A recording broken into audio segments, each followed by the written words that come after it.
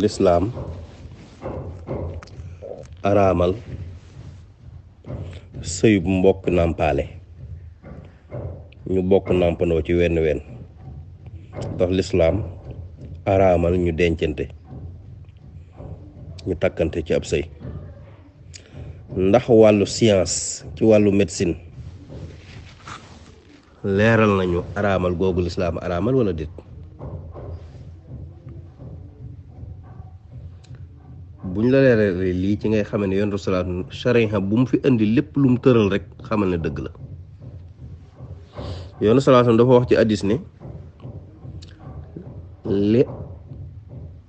li araam ciw askan araam na ci nàmpaale lañ la waxoon ne araam na ñu takkante ciw askan bu ngeen xasee nàmpandoo rek araam na hadiis bi ñëpp a ci dëppoo kon hadiis bi li muy wane mooy gone gi nga xam ne dafa nàmp ci jigéen joo xam du yaayam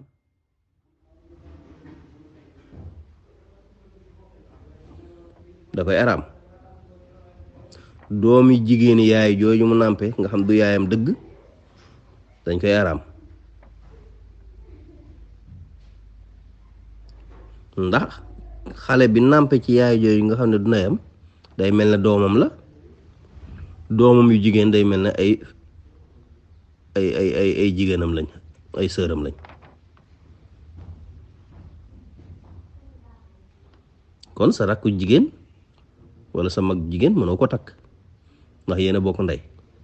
wala yéen a bokk baay niki noonu tamit boo nàmpee ci jigéen joo xam ne nii du sa yaay waaye nàmp nga ca ay doomam yu jigéen tamit day mel ne yéen a bokk ndey moo tax jigéen ñi nañ moytu di sàggan léegi-léegi ngay dem marché yàkkamti am koo ko batale pour mu nàmpalal la ko yooyu wóorut ndax jamono mën naa dem ba ngeen war a takkante te fekk loolu buñ ko fàttee rek musiba am léegi li ñu laaj mooy lan moo waral araamal gi ak lan moo nekk ci meewum kiy nàmpale nga xam ne meew moom day dugg ci biirub kiy nàmp ba loolu di waral ñu jàppe ko comme doomam lan la ci science wax scientifique yi biñ analyser meewum yaay dañoo gis ne am na matière yu ci nekk yoo xam ne nii nekkul ci meew mu simple waaye nag loolu selon jigéen ñi ci la dépendre selon jigéen ñi nga xam ne gone gi bu guuxee meew mi matière yooyu day ñëw ci moom nga xam bu nàmpee ay nàmp rek bu ko nàmpee dafa am yuy ñëw ci moom yoo xam ne nii da koy aar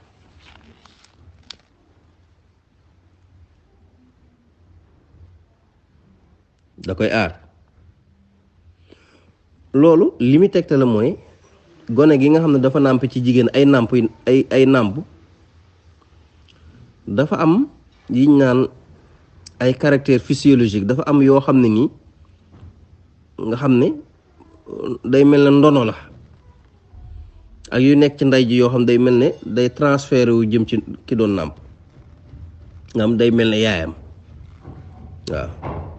dafa ay xaaji ndono yoo xam ne day mel ne day jóge ci ndey ji ñëw ci ki doon nàmp